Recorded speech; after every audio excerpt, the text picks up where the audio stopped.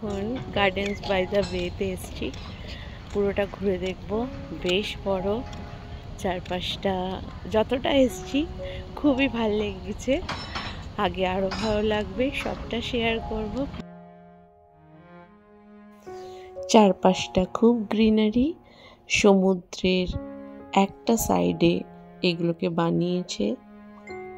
চলো ভেতরে গিয়ে দেখি কি আছে। ভেতরে ঢুকতেই একদম অবাক হয়ে গেলাম, এত সুন্দরভাবে বানানো রয়েছে। উপর থেকে পুরো জল পড়ছে, আর এটা অনেক উঁচু। দেখো, একটা ডাইনোসরও রেখে দিয়েছে ওরা।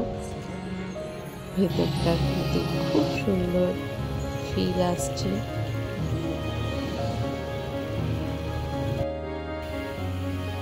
চারপাশে পাখির আওয়াজ, আর ওখান থেকে বাইরের ভিউ অসাম।